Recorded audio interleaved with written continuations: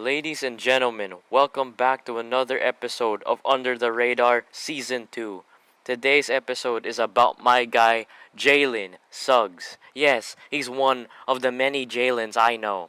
I know Jalen Dickel, shoutouts to my former teammate, Jalen Dickel. Jalen Green, you already know we've done a couple, like a video or two. I don't even know at this point of Jalen Green. And then, of course, Jalen LeCue. There's so much Jalen. Jalen Smith. There's so much Jalens, dude. I swear, the best basketball players are named Jalen.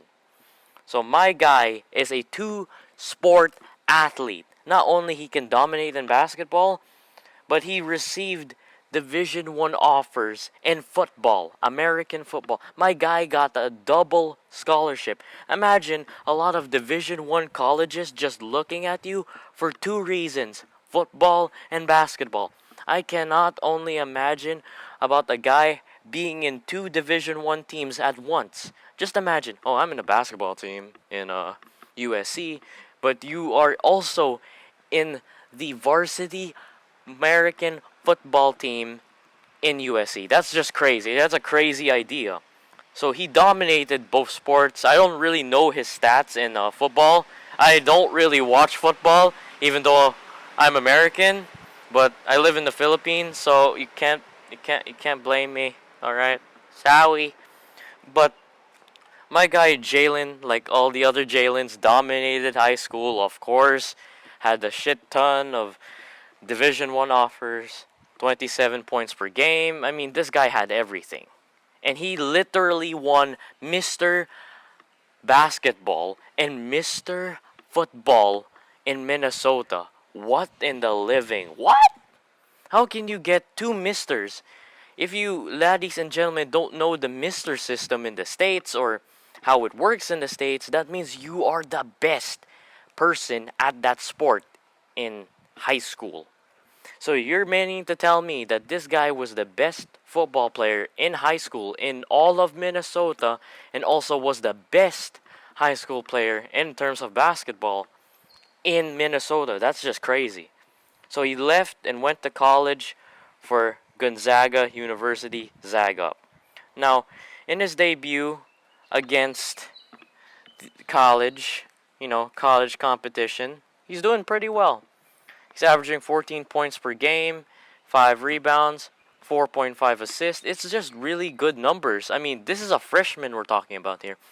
And if you ladies and gentlemen aren't new to my new rates on how people get drafted to the NBA from college, from Europe, and from China, and basically from everywhere, I have a conversion rate. There's an exchange rate. Now, if you want to be a first round pick, you need to at least average. It's very different in terms of positions, which is basically if you're a guard, like shooting guard, small forward, guard, point guard, basta guard, you need to at least average 12 to 16 points per game if you want to be a first round or late first round. Like either you're in the end of the first round, but if you're second round, you need to at least average double digit points or 8 points or at least 4 rebounds. You have to go with the exchange rate. If you're coming from Europe, then you have to average at least nearly 20 points per game because Americans can't really convert the style of basketball between American style of basketball and European or Chinese style of basketball, or basically like overseas pro basketball. Now, Jalen Suggs balled out in his freshman season. He had bursts of 27 points as his current college career high. And this guy is planning to be one and done to the NBA. And honestly, this is the best Gonzaga team that I have ever seen in all of my times of watching basketball. Yes, I've watched the previous teams of Gonzaga. They were pretty good. But last time I even took note of Gonzaga is Crispert and Hachimura. That's the last time I took note of Gonzaga.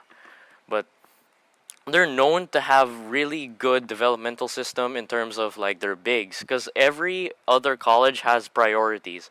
They like developing their guards, they like developing their big men, and they're just overall versatile. They focus on their shooting, their mechanics and everything. But from his shot selection compared to high school, Jalen Suggs has improved. Jalen, he was a league of his own. He was just better than everybody in his area. Literally, they literally had to award them both. But he ran his own plays, here and there. But he has to know, and what he went through in college was there's a lot of people like me. It's just times blah blah blah.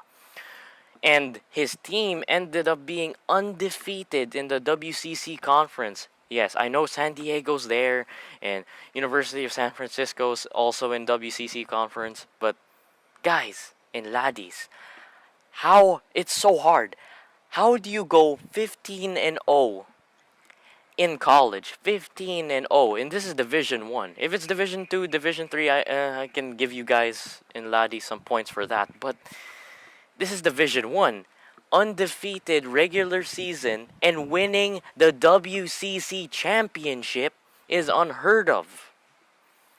And Gonzaga right now has been taking down every single team everyone plays against them. But right now I'm really nervous on whether they could win. I'm really betting on Gonzaga to win it all. Like Gonzaga, Oregon, Alabama, and maybe USC, UCLA. Just maybe for those people. Like, I don't really see much. I mean, I kind of believe in Loyola Chicago. I mean, they've been balling out this whole entire tournament, taking down one of my favorites, Illinois, with Trent Frazier and Ayedemosu. It's really complicated on how college is now. There's a bubble, there's all sorts of things, but honestly, how Gonzaga has been playing is so organized.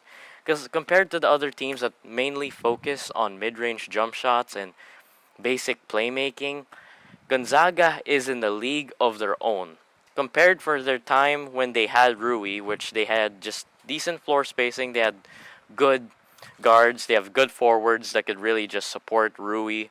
But Chris Burt really has evolved from an average big to now being a stretch 3, stretch 4, which is intense. My guy's been hitting it from 3, and then you see Suggs just contributing there, here and there. It's just crazy, man, on how Gonzaga's been playing. Their bench is balling out. Ayai, shout out Ayai. But man, Gonzaga is just strong. I believe that they're gonna win it all with Jalen. If Jalen Suggs wins the freaking championship in the NCAA, and mind you, when you win the championship, you're undefeated the whole tournament because it's a single elimination. That means not a lot of teams have ever done this. And that's what Gonzaga is striving to do. A fully undefeated season. You get a conference championship, you get a buy into the March Madness tournament, and then they're planning to get undefeated in the March Madness tournament. I hope they don't get knocked down. I'm really confident that they're gonna win it, man. Like if I had like a sporting bet, I'd probably like place like $150, man, for them to win. Not win, like I want them to win it all, but like if I pick per round. But if they win the championship or at least arrive in the Madness finals, I am betting that Jalen Suggs is definitely going to become a top 3 pick. Right now he's a top 5 pick, and Corey Crispert is basta. He's in the first round. That's all I know. He's either arriving in the top 10 or he's like swinging around the top 10 to top 20. That's the thing about Gonzaga.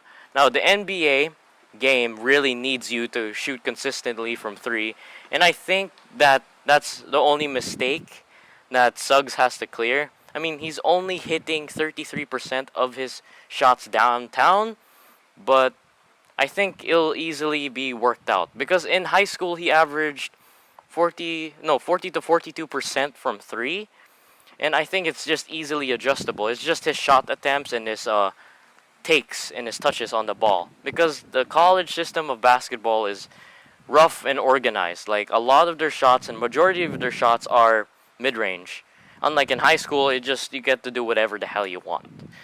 In the NBA, it's the best that you could ever offer. And many coaches have many different systems, and I know that Suggs is definitely gonna become very successful in the NBA because not a lot of talents that I see could really just slow down the game.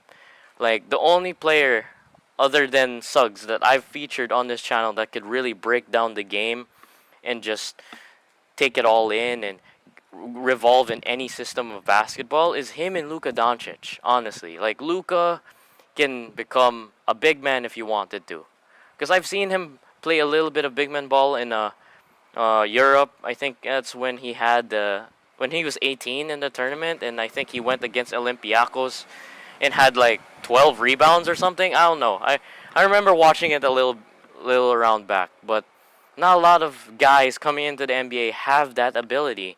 And the guys that have that ability in the NBA are LeBron, Rajon Rondo, Chris Paul, of course Luka Doncic, just slowing down the game because they don't have to necessarily rush during the fast break because they already knew what's going to happen before it happens, like predicting, like chess and stuff, even though I used to play chess. But, anyways, I'm confident once he sharpens his skills and really just goes down to his fundamentals, this guy will be a monster in the NBA. But I compare him to Jamal Murray specifically because of their shot attempts, their shot makes, the simple assists that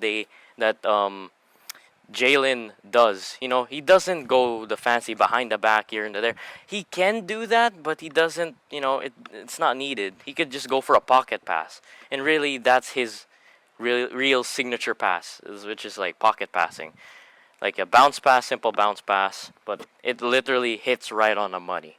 It literally is literally a guaranteed bucket. So if they win this whole tournament, this man might actually be the first pick. I mean, I'm a little sad that Cade Cunningham did not really make it, but it's not really his fault. It's not the team's fault.